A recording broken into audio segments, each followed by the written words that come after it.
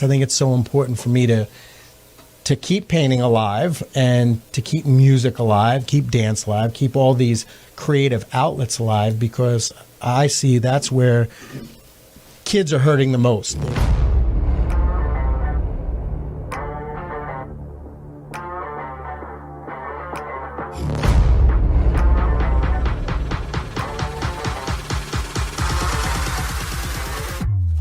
You are listening to ArtScene, the podcast, where we share authentic stories about talented teachers who turn moments into movements.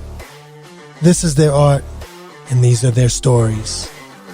I got my man Michael Bell in the house of Sprouse. Always great to be back in the Yeah. house. How's it going? Good to see you, brother. Everything's beautiful. So glad you're here. So Michael and I are very close friends. We've been friends for close to 20 years. We have a wild visual art history between us.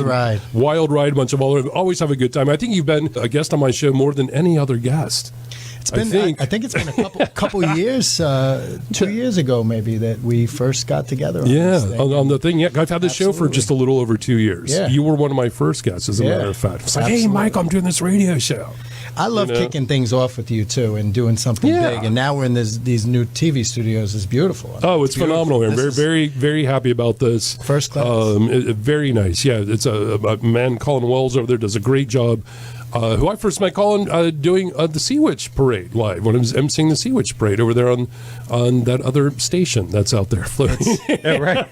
See, it's all about who you know. That's right. So Michael's here today. We're going to talk about all types of fun things, and you and I are going to be here for an hour, and then we're going to be doing a Facebook live stream for an additional hour. Beautiful. I'm excited to be here. You're going to be able to pull that off, man. I'm always up for the challenge. That's right. And I know that you have a lot, because you're like the multimedia guy. In fact, it was years ago. You're one of the people that started incorporating video. I'm talking like 20-something years ago. Yeah. As part of your presentation out there. And I remember the time going, wow, that's pretty. Not a lot of visual artists are doing that at that time. Yeah, well, it's important to challenge the process, as you know. I'm looking to see what's new, what's next, what's better out there. And so that was just an extension of storytelling. And as artists, we've got to be the ultimate storytellers, and we got to find new ways to constantly reach our audience and touch emotional chords. Yeah, I agree, man. Yeah, and you've been very good at that over the years. I remember, in fact, you one of the first times that we sort of, you and I were doing collaborative paintings. It was a process we had just discovered. So this may have been 2001, 2002. Yes, it was. It was right after September 11th. That's right. 2002. Yeah. Well, for me at the time, it was a totally new experience. Me too. It was new for you too. Absolutely. And we just never. Well, you of course have incorporated when you were working as an art educator, and now I know you're going more into the supervision of it. But you spent more than 20 years as an art educator, and you started using collaboration art, I believe, in some of those processes. Absolutely. I mean, for me, it's all about being in the trenches. And for 23 years, I lived that dual life as an artist and as a national award-winning educator.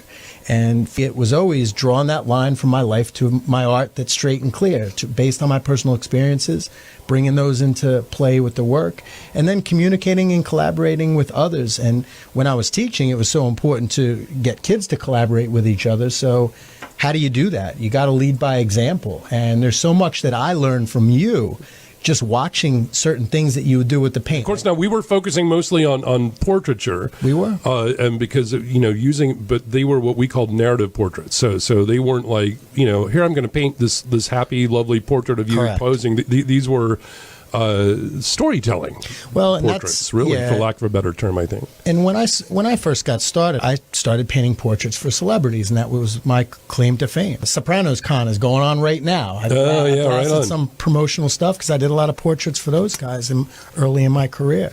And not the exciting part of their personality was the fact that they were a celebrity. That wasn't interesting. I was always after what's the real story behind their soul. Mm-hmm. It's like when you meet somebody for the first time and then their face changes as you really get to know them. That's what I would always try to pour into the work. And I think that's where you and I connected on a greater level, because you were doing that same thing through your narrative portraits in a slightly different way, but you were always after capturing the soul. It wasn't the surface you were after. Oh yeah, It was always about something deeper. What's the real story? Yeah. Well, I was using vintage photographs as my real like old photographs that I would find in flea markets and abandoned and things of total strangers that had a very interesting look that I found. Kamel, this will make a great portrait. So the portrait was modeled after this stranger. But there was this whole like full circle type of thing. I mean, we got really into the depth of why we were painting what we were painting. Well, it all goes back to why it is that we do what we do. For you, I'm curious, and I'm sure your listeners are probably curious. I mean, we're talking about these narrative portraits that evolved over time, but when did it first begin for you? Like, when did you know that you were going to take on this creative road? Was it early in your life? Was it in childhood? Was it high school? Was it, do you mean painting in general, or yeah? And then maybe when you took that turn towards this is my actual voice as an artist. This is what I'm going to be known for. This is really it. You started to develop a series of works that have ultimately that's the sea you're swimming in. That's who you are as an artist. But it's only until you amassed a lot of work that you really actually recognize that. Actually, now that you're making me walk down the memory road. Let's do it. Let's down the memory highway. I started doing that style of work that I became most known for, these narrative portraits. It was October 1999. I remember exactly when it happened, and I debuted a whole new body of work. Why did it happen? At the time, I'd opened the gallery in Georgetown. We had opened it, and just because it was like, oh, hey, let's open an art gallery. We really didn't know what we were doing, and through fate, ended up in a great location in Georgetown, in Washington D.C., Georgetown, and just sort of trial by error. I was doing mostly abstract work at that time because I thought that's what sold. This is what needs to be in a gallery. Yes. I was early. I was still in my 20s, and I thought, okay, well, here's what appears to be hot right now in the art world. So I'll just be an abstract painter because I liked abstract work and I could do it. But I was always really drawn to these things, and I'd never created a large painting based on one of these things that I was drawing all the time. Yeah. And I did one just to try it, and it was, wow, it knocked everybody that saw it. They're like, oh, why don't you do a whole series of these? This is different.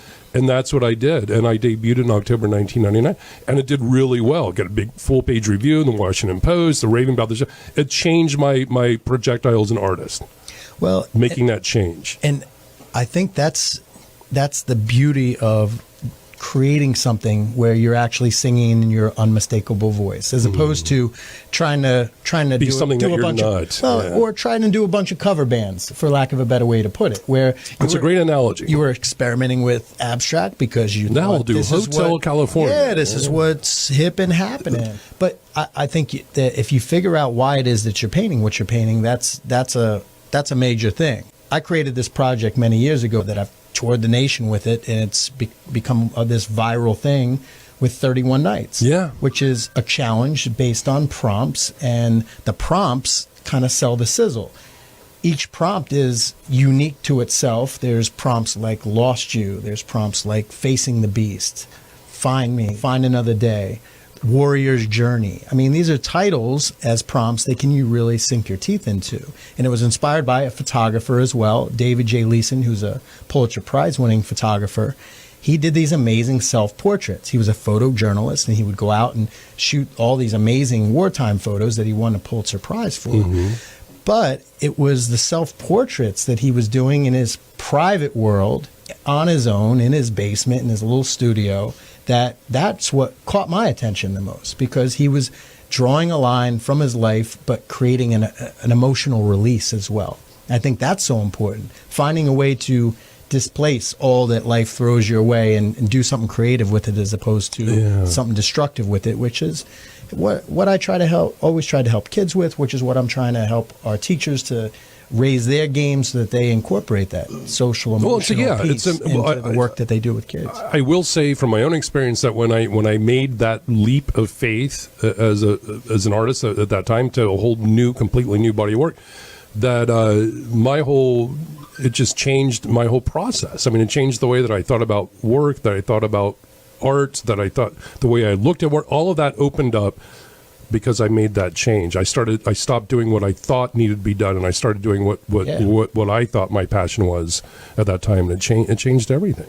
Sure, and that's where I think a lot of artists out there that are getting started, where they're looking for, I think that it is important that you do look at what's going on in the art world and be up on current trends and all that stuff. But ultimately, you can still riff off of it and find something original to do within the confines of weaving your way through the gallery scene, if that's the route you go anymore. Because when I, frankly, sometimes when I look at what's going on in some of the major galleries around the country, I become like this old cynical guy. Because a lot, I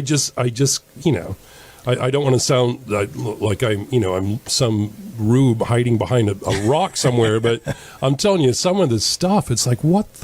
It's Emperor's New Clothes to me. Some of it, not all of it, but some of these things. And but that's a whole different. You have to, if you want to go in, if someone wants to go into that world, that's a world they choose to go into. Sure. And you want to. I've always been after striking an emotional chord, and as I was telling you outside, I went to I participated in Challenge Day at a middle school, which was a full day affair, and it was all about bringing out emotions in these kids and playing games like If You Really Knew Me, You Would Know, and going deeper than what's on the surface. And it was so inspiring. I mean, it was just so amazing just seeing these kids finally come together as one and saying, oh yeah, I recognize something in you now that I never knew before. And that's where I think our art connects us, because it speaks a language that's completely visual. Nobody needs to be in the room and communicate it. I saw a show. It was interesting that we met shortly after 9/11. I was at an exhibit in Washington, D.C. not too long ago that they put on a post 9/11 type of exhibition. There was this photographer's work. It was amazing. I don't know how she got this footage, number one, because it was emotional just being in the room.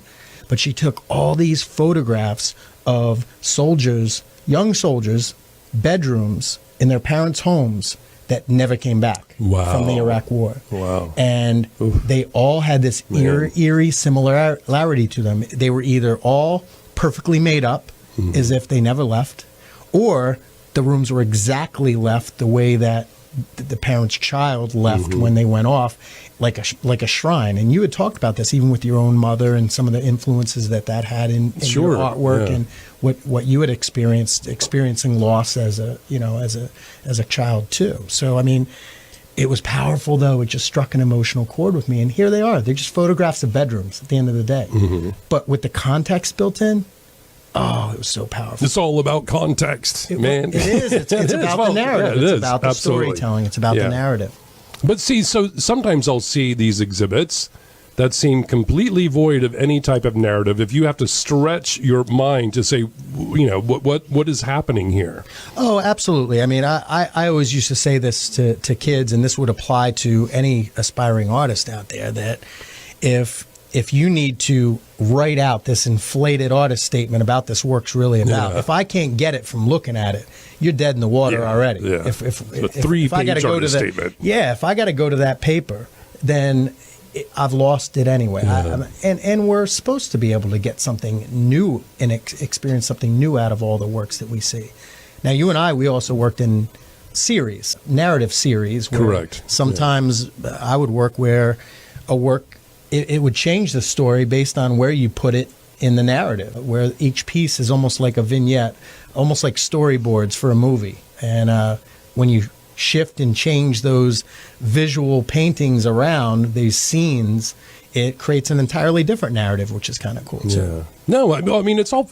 As before we went on the air, of course, we always have these sort of like discussions about our work and where it is going. And I've been honest. I've been honest with a lot of people. I personally, right now, I'm stepping back from painting. I've been painted in about 2 years, which is a long time. Painting with your voice now. I'm still being very creative. But I have people come up, oh, are you still painting? I'm like, no, not right. And they're always, it's an awkward moment. They're always like, oh, but you should be. Why haven't you given up? And it's not that it's not that.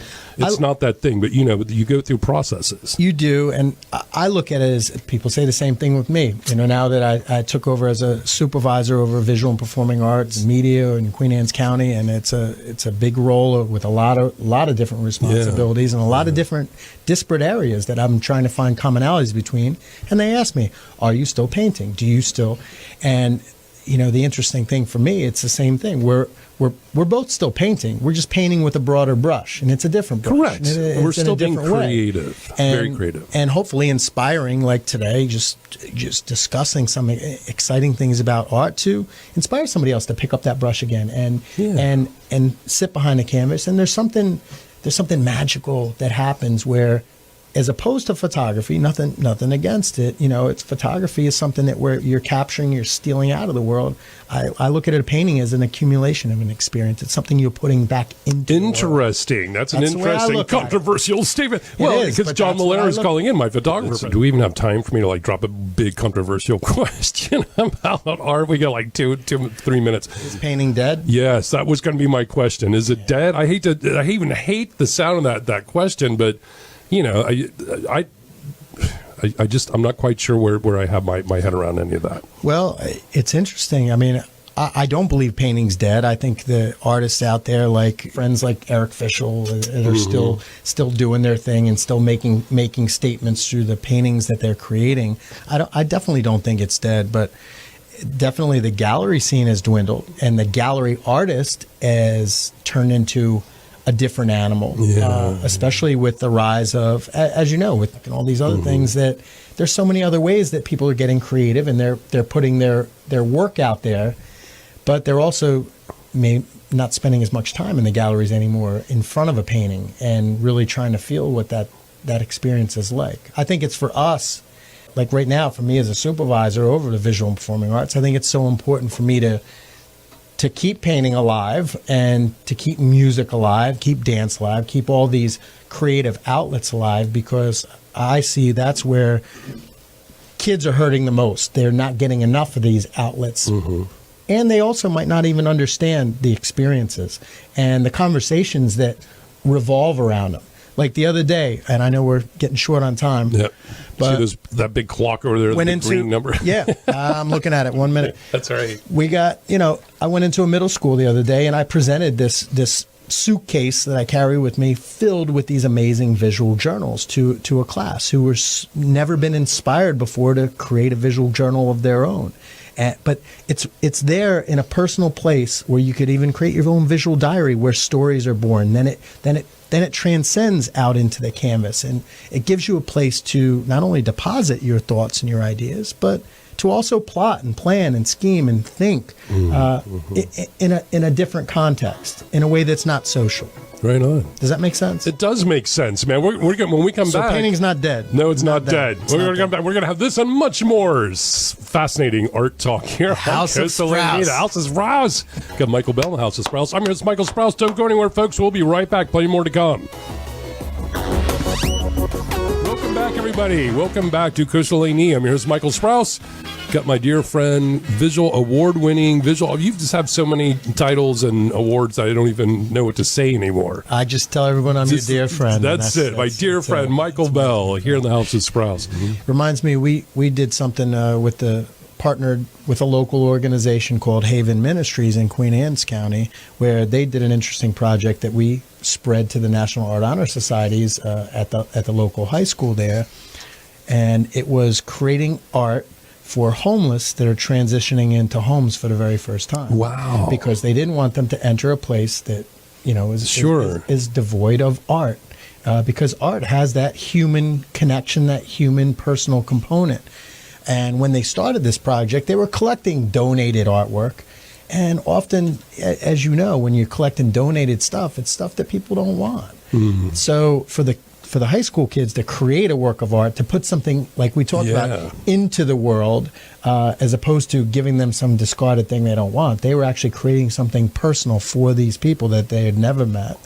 And it's creating that empathy. It's creating that connection that you're important. I acknowledge that your life is important, and I've given you something with my energy, and that energy lives with us. I mean, it's when somebody buys a portrait. I mean, that's the energy. And I love that John's having his, people spend 15 minutes with each family as opposed to just snapping a shot. Yeah. Because he's getting to know them and he's actually looking for some candid moments where their true personality, when they drop the social mask and their true personality is revealed, and then they have a personal memory to carry on with them. I agree. Yeah, it's so wonderfully important. 302-491-6484. That's his personal cell phone. That's right.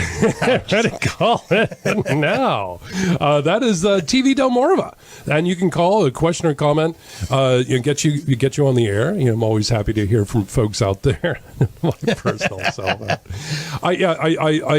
One of the God, we could spend. We have spent so much time in our many-yeared history talking about the art and the importance of art, and not just, of course, painting. One of the joys of having this show and my TV shows is I get to focus on every different aspect of the art, and I think that was one of the things when I did say I'm going to step away from painting right now was also to help me explore these other realms in a way that I had not been able to in the past, and to give people an option, the opportunity to get themselves out there too. You're taking an approach. It's like Superintendent says all the time, and taking a 60,000-foot view, as opposed to this. Yeah, I like that. And now we're impacting people on a much larger scale, which is also a beautiful thing in itself. And I think it gets back to not only the empathy piece, and that we, not only do kids need that, but just all of us in general, we're losing that human connection. We need that.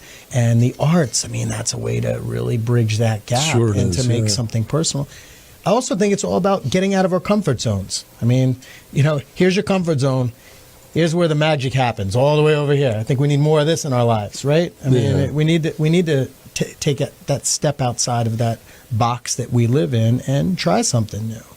I think that's why we were so successful with the collaboration art for a while, because it was something outside of our own comfort zones. Sure. And you're learning from somebody else. Yeah, I agree. And if you're a visual artist, if you're a painter, you're going to learn very quickly when there's somebody right next to you literally working on the same piece, and you just sort of, but you develop this flow. It was an amazing thing. It was like being on, have you ever, I know that you've worked with the theater program as part of what you do now. Sure. So, and recently you were posting some great video of some dance routines that some of these kids are at. And there's a flow, there's a rhythm to that. And when you and I were doing this collaborative art, there was a rhythm to the way that we approached and moved towards the canvas and away from it and everything. It was really fascinating. Well, it's interesting that you bring this up too. And the fact that you recognize that I was doing things with video early in my art career. Well, I'm still doing stuff with video. You are, yes. One of the very first purchases through a grant that I did when I took over as supervisor was buying myself a digital camera to shoot video footage, because I wanted to go out there and do for the teachers and for the kids what nobody ever did for me. I had to learn it all on my own. Sure, yeah. I had to be my own best PR agent. So now I'm their best PR agent. I've created a Arts Teen of the Week column in the local newspaper. So every week I'm looking for stories from the teachers. So the cool thing about that is it's not just getting stories from teachers. It's the fact that I'm trying to inspire them to actively be looking for them, actively be looking for magic That's great. moments, Sure, yeah. and kids' stories and what their stories really are beyond the surface of what you're teaching in the class. I always send out an article. We have two high schools in Queen Anne's County. One's at Kent Island and one's in Queen Anne's County High. And so I always send out dual articles at the same time so that both ends of the district get highlighted at the same time. Good call, man. Which is cool. And like you were saying about the dancers, I took a bus trip with them. They actually got to sit on stage and talk to the leaders throughout the state on why dance is important. So, it's unbelievable, the outreach, but you need to spread it. You need to get outside of your comfort zone. I can't say how many other people that went to this thing that were sitting in the audience, they weren't shooting video footage. I was, because I wanted to capture it. Sure, yeah. Which is a good thing you did capture, because I think that type of documentation, particularly in the world that we live in now, is valid and important. And we've had this discussion before. I know there's two different ways to look at the idea that everybody that has a cell phone has a camera, and we're all photographers and we're all out there. But I think that just helps to open people, their creativity up in a way that's never happened before. I do, and whenever I step foot into a class and I'm doing program monitoring, looking what's going on, I'm always trying to shoot some footage and capture some really amazing moments for these teachers that they wouldn't be able to capture otherwise, because you can see them, but if you don't capture it, it's as if it never happened. If the public doesn't know about it, if the public doesn't know about all the great things that are happening in all these areas and the media, then I have to toot their horn for them. Right on. No, it's a good thing. And the other thing too, it's interesting is this technology.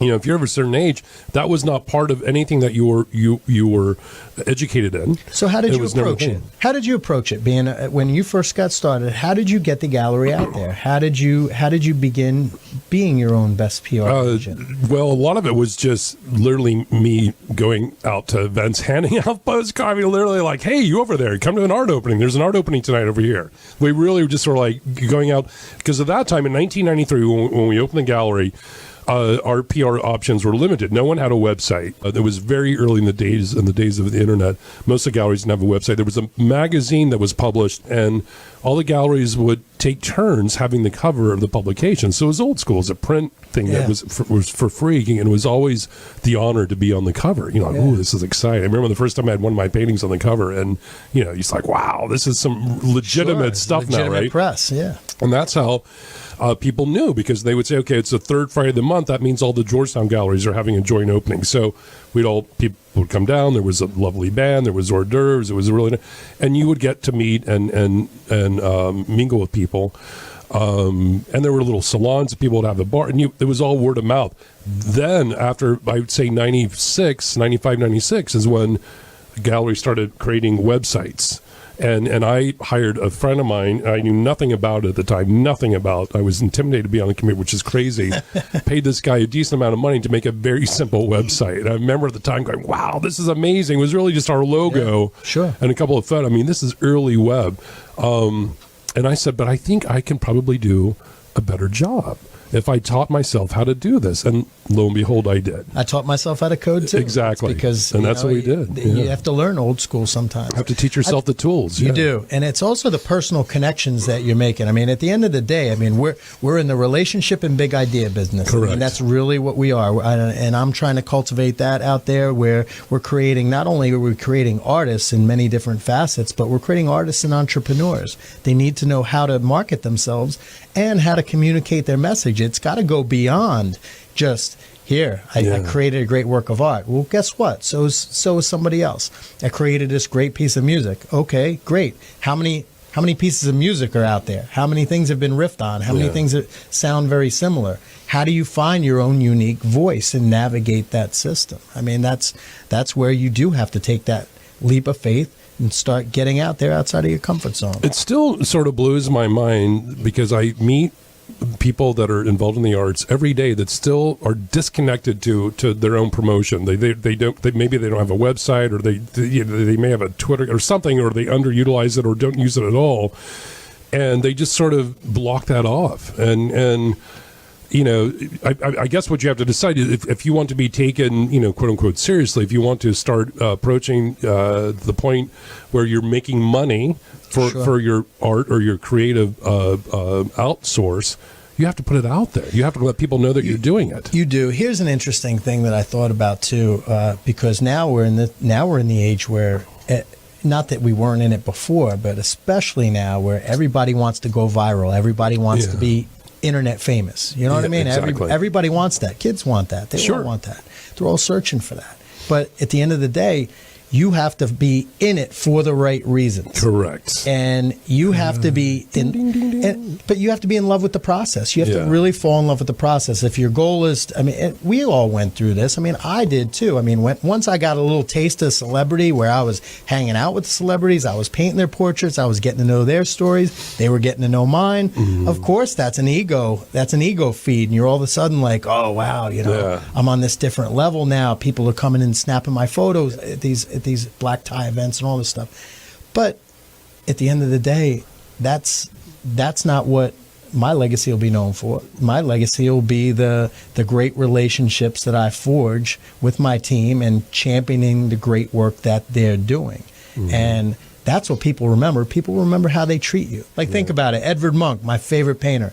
Everybody knows him for the Scream. But they don't know many other works by him. So, I mean, but there was a guy that painted thousands of paintings. He just kept going because he was in love with the process and allowed the process to keep guiding him. I mean, could you imagine schools where if you walk into them, there's kids doing challenges all day long, like an episode of Chopped, where they're exploding with fun. They're learning, but they're exploding with fun.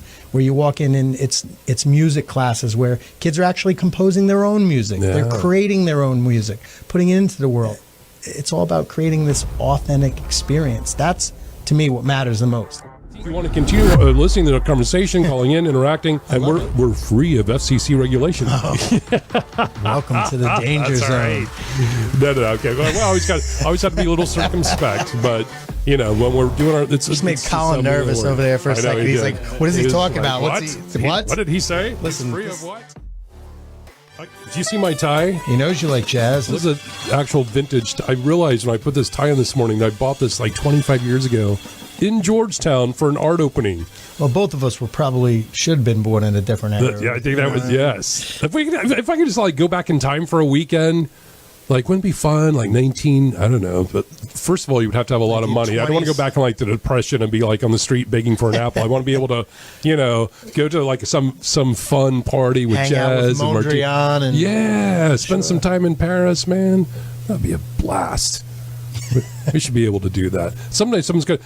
It's fun. We're going way off subject here, but we're going to get back on what we were talking about earlier. But I still love the old school suspension of belief and that sustainability in theater, especially, where it's not all the bells and whistles that do it. I saw this play recently at one of the local high schools.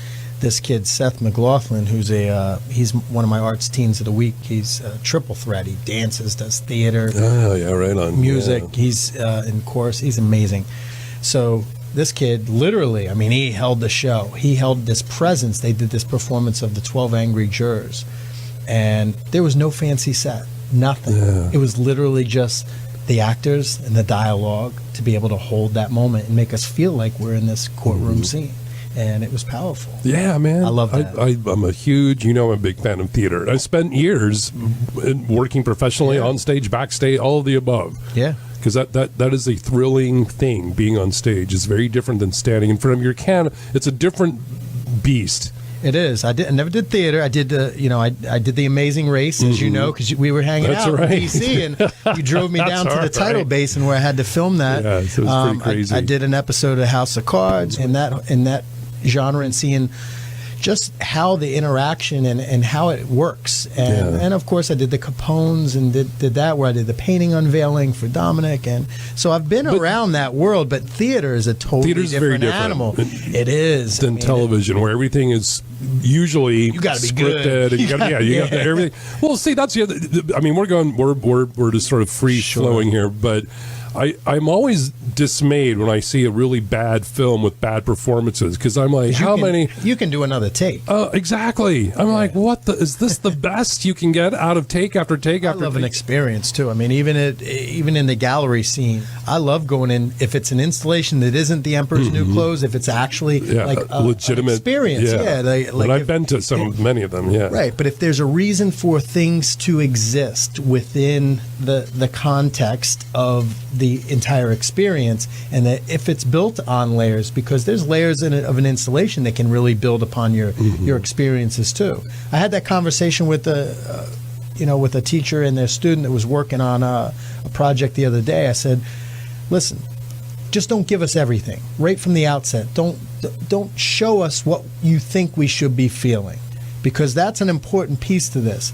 Say you show me 7 photographs, instead of show me a girl crying, show me 7 images that lead up to that point where that girl's about to burst into tears, and then we, the audience, just might.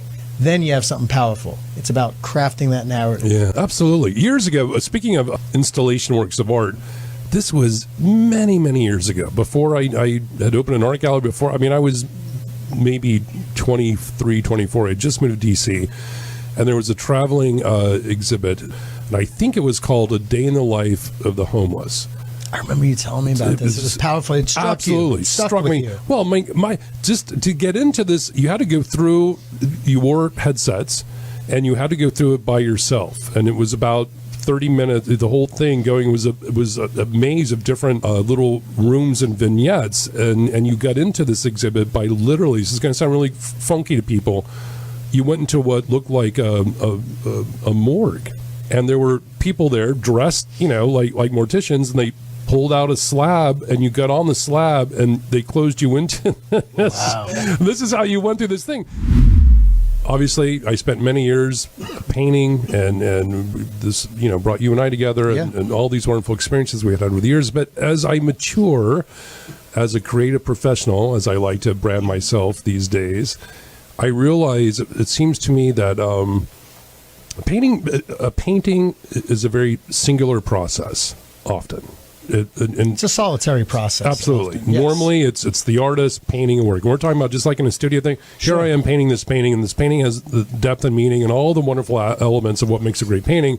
And you put it out there, and maybe it's in a gallery, maybe it's in a private collection, but it's a one-on-one thing. Right. When you're looking People at a painting, only see the product; they don't see the process. Yeah. They're creating this singular relationship. What I find interesting about multimedia presentation, which is ultimately what we're talking about. Yeah, absolutely. Incorporating the 21st century stuff. Exactly. So now we have music. Now we have visuals. Now we have, and it becomes almost cinematographic.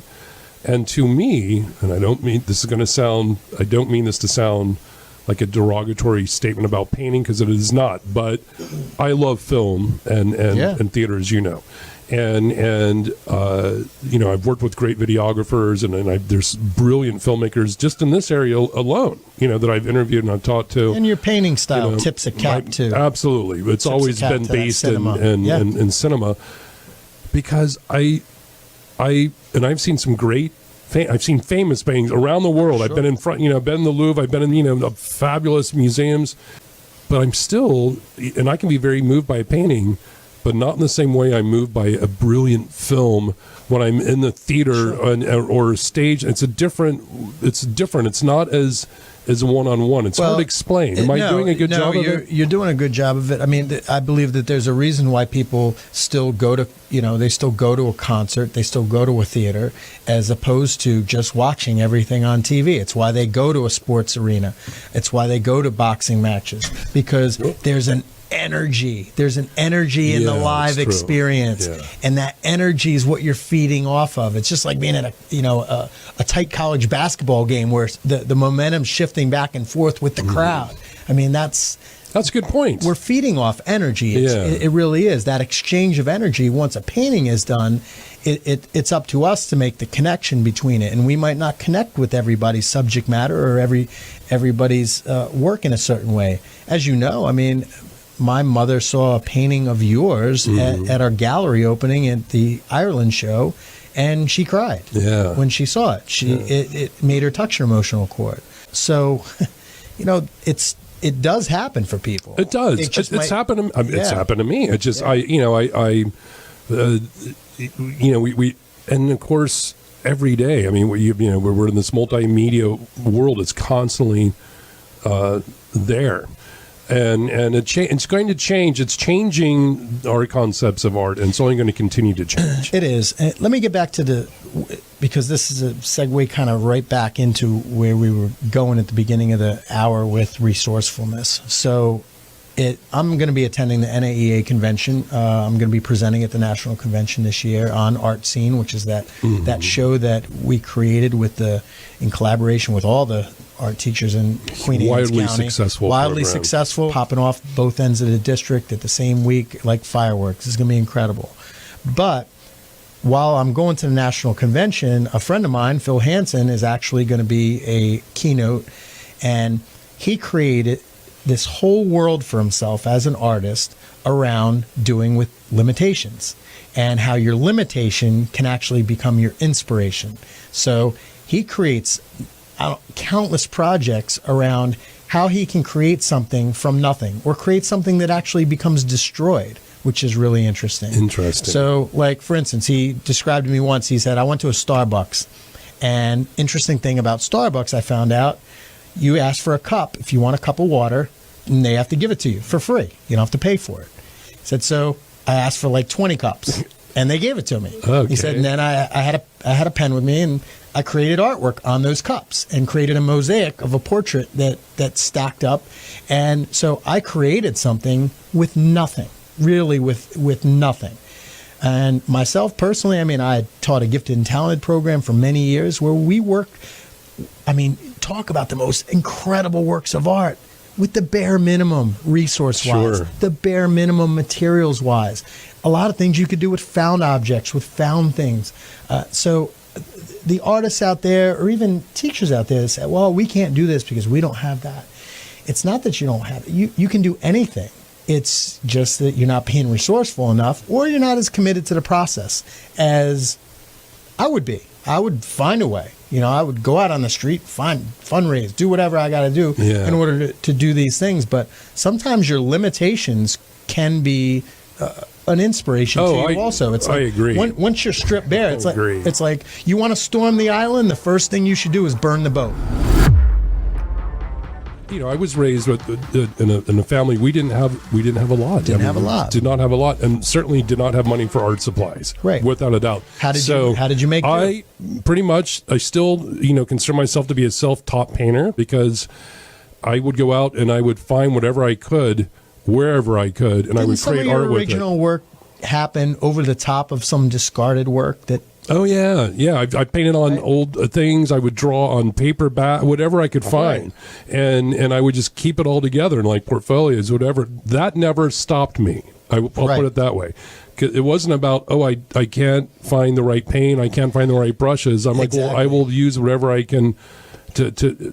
And I did, and a lot of artists I knew did the same thing. A lot of artists still do that. Well, visual journaling. Here's an example. Well, you get say if you wanted to start a visual journaling movement amongst all your high schools out here. You know, you got to be resourceful. You got to be creative. You got to be passionate. Those are the things that are going to make you successful. True. And frankly, and we both know this, there are businesses, there are people out there, benefactors that proactively are looking for absolutely for something to support. And they are. Rick Stripmater, who he's executive director at the Queen Anne's Arts Council, when he took his first meeting with me, he said, I've been an Arts Council director. He said, since I took the helm, I'd been trying to get to a supervisor at the board. He goes, nobody answers my calls. He said, you take it, and he said, in our first meeting, you give me a PowerPoint and you show me all the cool stuff that you plan on doing and have a vision for this district and how you can take the great work that the teacher's already doing and just raise it and elevate that game and move it into an environment where it's all about, student choice, student voice, students creating just the most amazing things and shining a spotlight on those educators for the first time. He's like, listen, I have grants that are sitting there that nobody applies for. I'm here to help. I want to help. So that's the matter of you got to get out there, like you said, on the street and start networking, start meeting with people. And sometimes it's the other stuff. Like for me, it was always those moments of fundraising or the time that you're spending with your students, or whether it's with your children or going out and doing stuff with them, making memories that don't cost money. They're the most important ones of all. It's the little moments in life that we always remember. It's not all the big trips that you go on and all those other things. I agree with you. It's never been. I know that resources are important. I mean, I'm not going to pretend that it's not. And there's schools that could definitely have and should have more. I'm all for that. Absolutely, and it should be equitable everywhere. Yeah, absolutely. But I also don't want. I would be disillusioned to meet an artist like, I'm not doing anything because I just can't find the materials that I want. Yeah, or anything I don't have a studio like you, or I don't have a that's garbage. What? That's garbage. Yeah. It comes down to commitment. Took me years to get my first studio, and living a life. It was a garage. That I just like. This is now a studio. If you want to live the life you were born to live, and it all comes down to the love, the love of what you're doing, and the passion for it, and not stopping. Sometimes it's the rejection and all the other stuff that fuels you and fuels your journey. Yeah, right. You got to find out what it is that starts your motor, fuels you. Yeah, I do think. Well, you know, not everybody, fortunately, not everybody has an interest or desire or want or need to be, you know, a creative professional, but they will be people that would be happy to support. And at the end of the day, though, they could happily support, but they could also appreciate what it is, and it's a human piece. Right on. And we need to reconnect. We need to reconnect with the world, and it's all about relationships and big ideas. Yes, it is, my friend. Are we taking a quick little break here because that jazzy tune just started playing? Okay. Did you hear that? I did. All right, that's nice. Got my right tie on for that. Hey, folks, we will be right back. Don't go anywhere. We're going to take a quick break. TV Delmarva.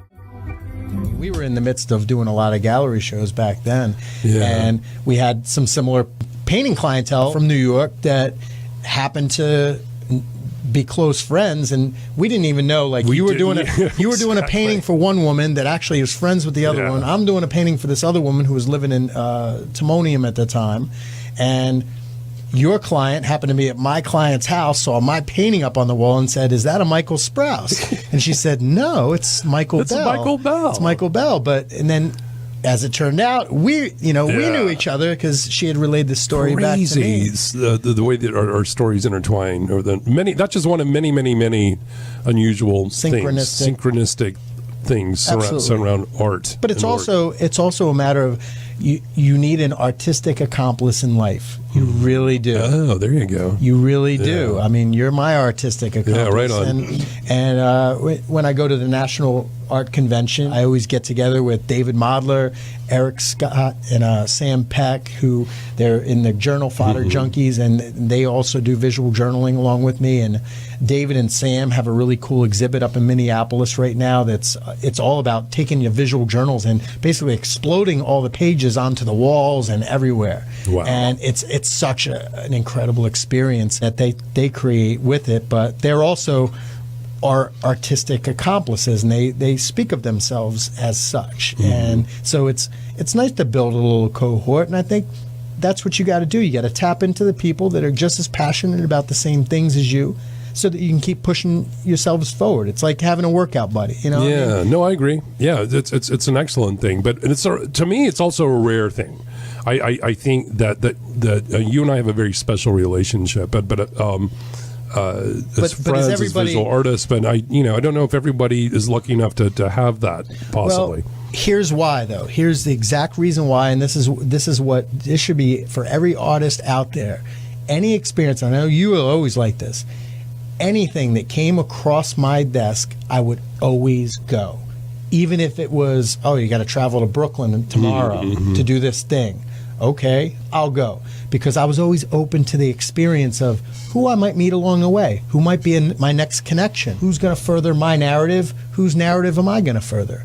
And when I met you in D.C., it was one of those unique experiences that just happened. You had reached out to me. You were looking through a website. That whole story. It was you were searching yourself. And it's crazy. But I still went. Yeah. And had I not gone, we never would have met. Correct. And imagine all the different stories. It's like It's a Wonderful Life. I was watching that last night. How many lives that you end up affecting that you don't realize if you weren't around, or if you didn't go, if you didn't take that leap of faith and just go, where you're not saying, well, what's in it for me? Well, I got to travel to D.C. That's going to cost me this. What a pain, and blah, blah, blah. You got to just go. Were these things meant to happen? Is there such a thing that's meant to happen? I mean, you really have to be willing to go down that rabbit hole. You asked earlier, you were like, well, how did you know? When did you decide that, you were going to move into this realm? But when I was a little bitty kid, like in second grade, there was that day where now everyone will stand by their desk and tell people what they want to be when they grow up. Right. And I wanted to be an artist, man. And I remember very clearly saying that in the entire class. Ha ha ha. It was like this terrible moment, for a kid, because nobody was part of that. And the teacher herself was like, oh, well, you can't be an artist. So I remember her saying that. Because, they don't make any money. You'll never be able to survive. And she's like, you should be a doctor or a fireman or something like that. So I changed. To be a fireman. I was like, okay, fine, fireman it is, have you. But I'll never forget that. The kids laughing and like it was a joke. And fortunately, I think we live in a different world now. But there's still that whole starving artist mentality, which I hate that mentality. I hate that too. That's self. I don't agree with it. I don't either. You and I have been gentlemen that have had quite a lot of success in our careers. Sure, without a doubt. But it wasn't it wasn't from sticking to a lesser mindset. It wasn't like starving artist mindset. It was like, I'm going to go out there and make this happen. Absolutely, being resourceful. And not stopping. I mean, in terms of what it is that you do and why it is that you find it important to do what you do. I mean, to me, it all gets back to, like we were talking about, the relationships that we form and the big ideas and how we're connecting, how we're all interconnected as well. I mean, that's trying to reach out and find your way through everything. And not a lot of artists out there know how to do that. Not a lot of artists I agree. I just are open to that experience. Recently joined the board of directors for Developing Artists Collaboration, which is a phenomenal nonprofit. Thank you. Very happy about that. And they started out as Dewey Beach Collaborative. They've just evolved and grown. And a lot of the artists are there because they're looking to connect with tools and ways that they just have not previously been able to. And one of the things you have that skill. Yeah. So, and everyone that's part of the leadership there has found their way to successfully through careers as arts. Obviously, it's not a cakewalk. There's a lot of work involved in dedication. But one of the goals is to help to teach people that the whole starving artist thing, it doesn't need to be like that. There are ways to you just have to be open and resourceful and creative. Sure, and instead of laying out here's my 10-point plan for what, I mean, the answer was actually very simple: inspire belief. Because that's what people need most. They need to believe in themselves, and if they don't have the tools, I've often said it: quality teachers build quality programs, not the other way around. No matter what I can bring to the table, it's not going to do any good if I can't build up the capacity and the people that are actually going to be delivering that. Mm-hmm. So that's where it's got to start and end. It's got to start and end with building that belief in them. A student of mine from quite a few years ago, she gave me what I think is one of the best compliments I've ever been given. She said, "You inspired belief in me because you saw something in me before I even saw it. And you believed it in me before I even knew to believe it in myself. Nobody else had believed that in me." And she had wanted to be a photographer. But that's what it's about. Well, it's just sometimes doing what, following your passion, wherever that may lead you. I think, I know that you've had this experience because we've talked about it. You forget what an impact that you can, especially your years as a teacher, that you make on people, or when you give them. You wonder what legacy you're leaving. Oh, sure. Well, I mean, I think people sometimes they'll tell you inspired me to do this thing. And I love when I hear that. It's like, oh, wow, thank you. I didn't even think about, but I will have people that will say, I was listening to this program or listening to one of your stories about this, and now I've decided to go out and do these things myself, and it was a great decision, and I'm so glad that I took the time to listen to do that. That is a very rewarding thing, and you must get that a lot. It's taking, what it is, it's just taking the time to move beyond yourself. This isn't about me anymore. And it's about everybody else. And what can I learn from you? What can I learn from this moment? What can I learn from this experience? That is so important. Me taking on this role as a supervisor, it's a great thing. I mean, I report directly to two people, the deputy superintendent and the superintendent. I mean, I've risen very far in the world in that regard. But I consider myself still a soldier on the street for the teachers, and I want to know what their stories are. I want to know what they're going through on a daily basis and what they need help with, because ultimately they're the ones that need to inspire that belief in those kids. And if I can't inspire belief in them, how are they going to do it for somebody else? I mean, I don't like leaving them alone with it. I think it's important for everybody to inspire, and often you can inspire just by sharing the great work that's going on, videoing it, capturing it, putting it out there, running those ads in the papers and doing all that stuff that takes that extra time to do, but it's the most important thing. You got to be open to an experience wherever it is, wherever it might enter your life or your world, because it may show up and it may inspire you to do something that you may never have thought to do before, if you're open to it. I agree, and I think as people working in the arts in whatever realm that is, by nature, you're just sort of more connected, more open to that, because you're taking the time to look at things creatively, differently, right? I mean, it's sort of an inevitability. Well, it's looking through things through a child's eyes, I almost believe, through the lens of without judgment, completely without judgment. In a world where they're judging everybody and everything, and it's gotten way out of hand, to bring that down, to strip that back down again and say, hey, listen, we're all, we all have something creative in us. I think it's also about finding what people's strengths are too. I think that's a huge piece. I'm a good talent spotter. That's just a gift that I have. I can spot talent.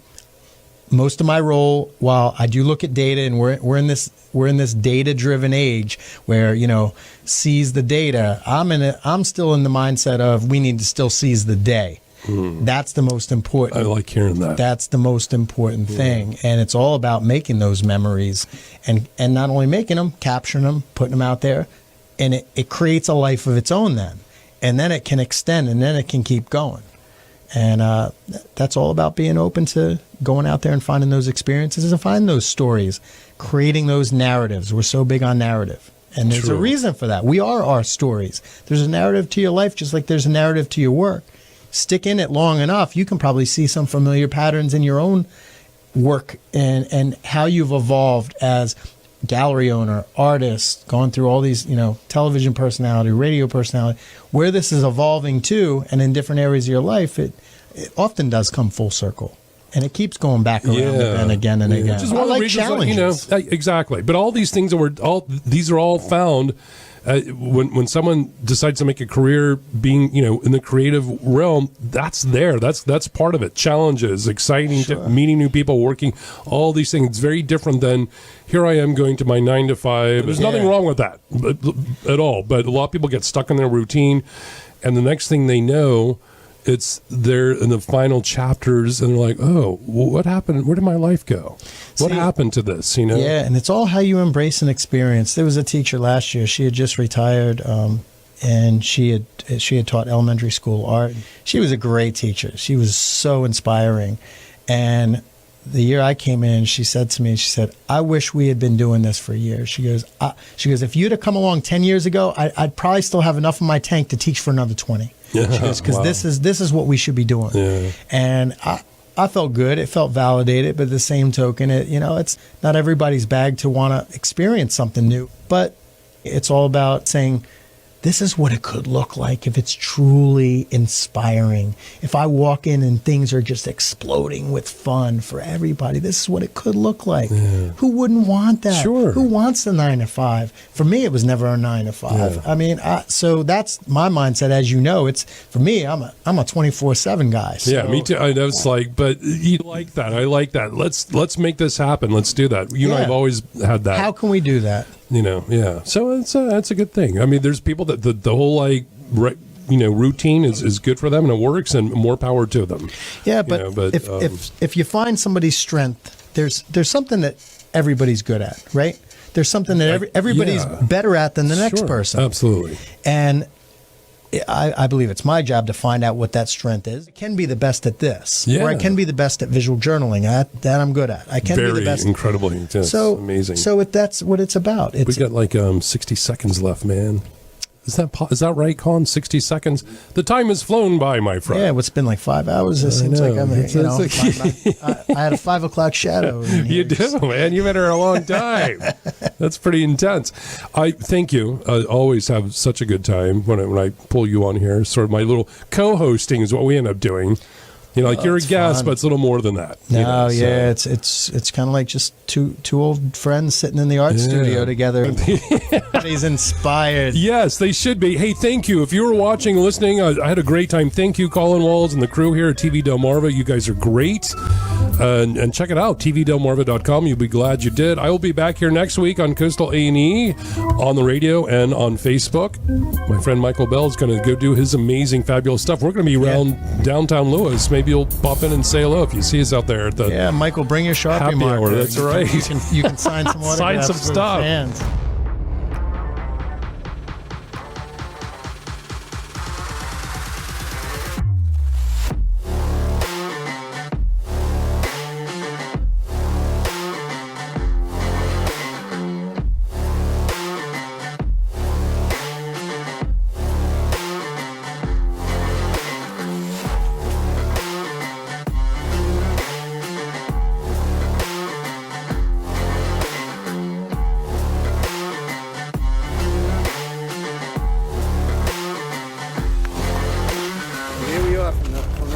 Show. And going to do a little Now celebration in town. Take on some new ground. 1 foot on the platform, 1 foot on the train, baby. That's right.